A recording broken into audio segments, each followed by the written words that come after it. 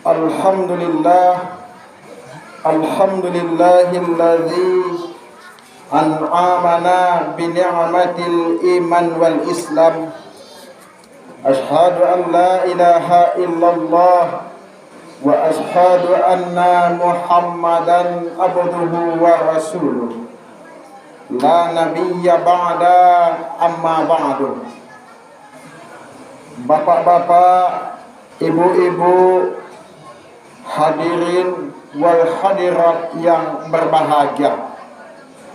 Pertama dan utama sekali, marilah kita mengulangkan rasa puja dan puji syukur kita kehadirat Allah Subhanahu wa ta'ala, yang mana beliaulah yang memberikan rahmat dan nikmatnya kepada kita bersama, sehingga dengan rahmat dan nikmat beliau, alhamdulillah, kita telah dapat hadir di musholah kita ini guna untuk melaksanakan qiyamul lail Ramadan.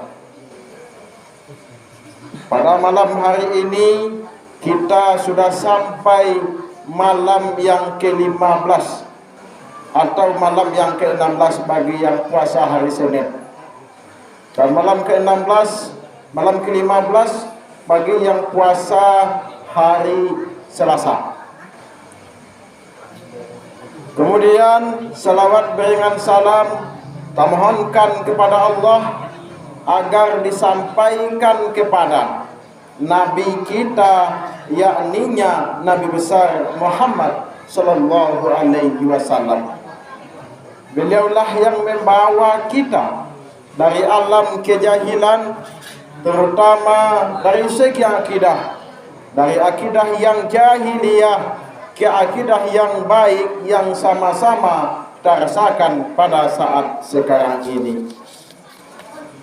Bapak-bapak, ibu-ibu, hadirin wal hadirat yang berbahagia, sebagai landasan tausiah kita pada kesempatan yang berbahagia ini, yakninya yang terdapat dalam surat Al-Mu'minun ayat 1 sampai 5. A'udzubillahi minasyaitonir rajim. Bismillahirrahmanirrahim. Kada Allahal mu'minun allazi hum fi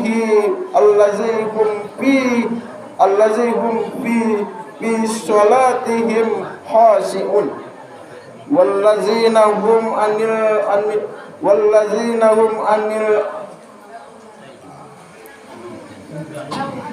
dan seterusnya.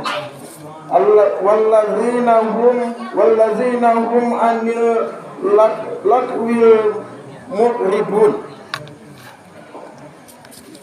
Bapak-bapak, ibu-ibu, hadirin wal hadirat yang berbahagia, sebagai judul tausiah kita pada kesempatan yang berbahagia ini, yakninya golongan orang-orang mukmin yang mendapat kemenangan di akhirat.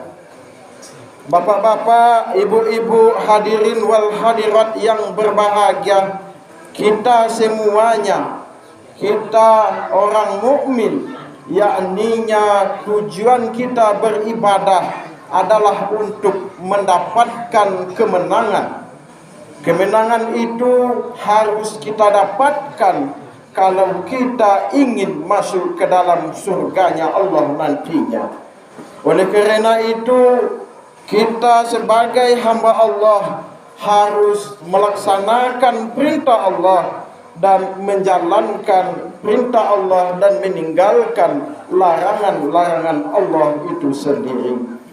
Bapak-bapak, ibu-ibu, hadirin wal hadirat yang berbahagia, kemudian yang orang-orang yang mendapatkan kemenangan di akhirat tersebut, yakninya yang pertama adalah orang-orang yang khusyuk dalam sholatnya.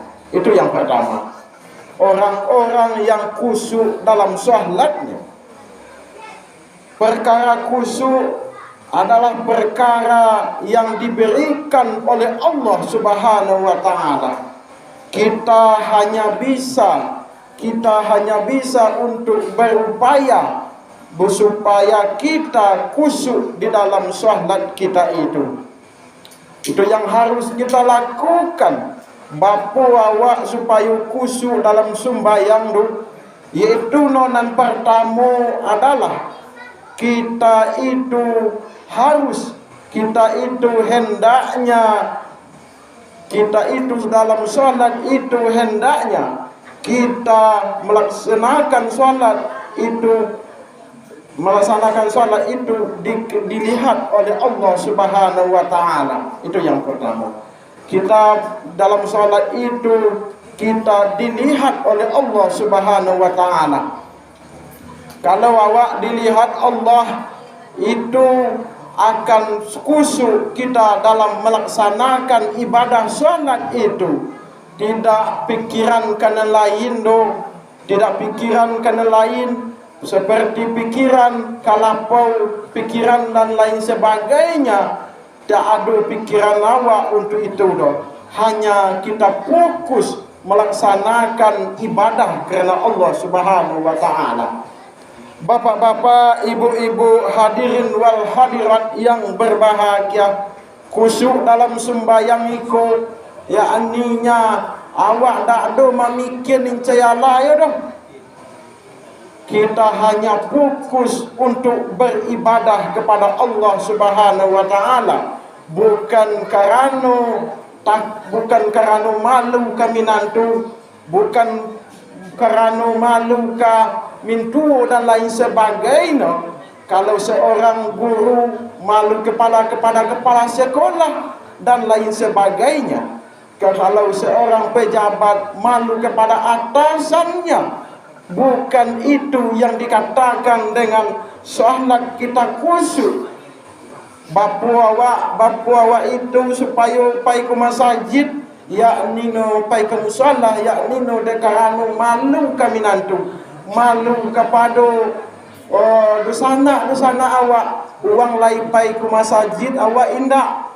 Kalau malu seperti itu awak lakukan, itu awak tak akan khusyuk di dalam sembahyang itu loh. Bapak-bapak, ibu-ibu, hadirin wal hadirat yang berbahagia. Kemudian yang kedua, yakninya orang-orang yang menjauhkan diri dari perbuatan dan perkataan yang tidak berguna. Perbuatan-perbuatan yang tidak berguna ini sebaiknya kita tinggalkan hendaknya. Seperti perbuatan-perbuatan, kalau banyak awak nani duit di atas dunia ko banyak nenindak perbuatan atau perkataan kita itu yang tidak berguna sama sekali. Atau seperti perbuatan-perbuatan yakninya banyak yang duduk-duduk di lapau, itu bukan menyalahkan yang duduk-duduk di lapau, tetapi sebaiknya kita itu fokus untuk beribadah kepada Allah Subhanahu wa taala. Kita itu berupaya supaya kita itu meninggalkan perbuatan-perbuatan yang tidak berguna itu. Kalau hanya untuk iseng-iseng saja, itu biasa-biasa saja. Tetapi kalau sudah melewati batas, seperti kita akan kerja esok harinya, seperti yang banyak apa-apa awak yang duduk di lapau mino, itu malah mencapai jam 1, jam 2, bahkan jam hampir balik lagi. Kalau itu nan awak lakukan, itu perbuatan kita itu tidak berguna namanya. Bapak-bapak, ibu-ibu, hadirin wal hadirat yang berbahagia. Kemudian perkataan-perkataan yang tidak berguna. Iko banyak terjadi kepada ibu-ibu awak. Seperti ketika selesai solat subuh, itu banyak nan bergibah, atau bahasa modern bergibah, atau bergunjing, atau menyabui-nyabui uang. Itu banyak sekali terjadi kepada ibu-ibu awak. Bukan mungkin tidak disiko dia, disiko ada seorang-seorang. Tapi kalau ni lain awak salian, itu setelah solat subuh itu mungkin di dalam bulan puasa atau dalam bulan Ramadan ini agak kurang, akan mengurangi pahala puasa kita. Tetapi kita lihat di bulan carai dalam bahasa bagi kakek itu setiap masih memakai mukenah dulu, itu adalah menyabui-nyabui uang. Percuma saja kita salat, percuma saja kita beribadah kepada Allah. Itu namanya perbuatan atau perkataan-perkataan yang tidak berguna. Lebih baik kita beriktikaf di masjid, lebih baik kita beristighfar dan lain sebagainya, daripada perbuatan-perbuatan yang tidak berguna awak lakukan. Bapak-bapak, ibu-ibu, hadirin wal hadirat yang berbahagia. Kemudian dan selanjutnya adalah orang-orang yang menunaikan zakatnya. Zakat ini terbagi menjadi dua. Ada zakat mal dan ada zakat fitrah. Kalau zakat fitrah itu kita bayarkan pada bulan Ramadan ini, tetapi agak susah, yakni awak mengaluan zakat harta awak itu. Bahkan kita enggan membayar zakat itu. Kalau di zaman Rasulullah SAW, bagi nendak namu zakat dibakar rumahnya.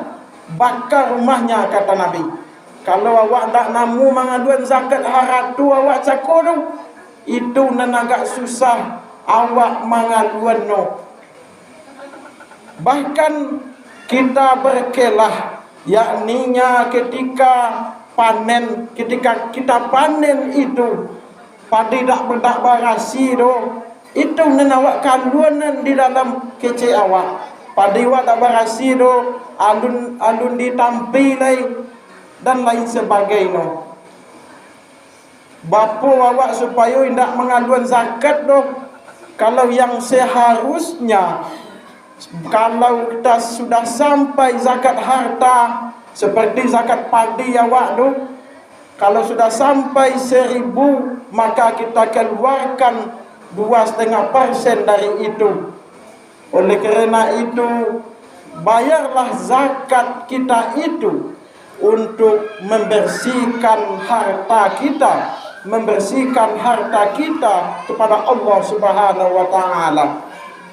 Kalau kita tidak bersihkan harta kita itu, ado-adoyo nan kemangalunan, seperti di maliang uang padi awak seperti di maliang uang harta awak nan lain. Kalau awak tak namu mengalunan zakat awak cakodo. Bapak-bapak, ibu-ibu, hadirin wal hadirat yang berbahagia. Karena jam 9:30 sampai di situlah ceramah kita pada kesempatan yang berbahagia ini.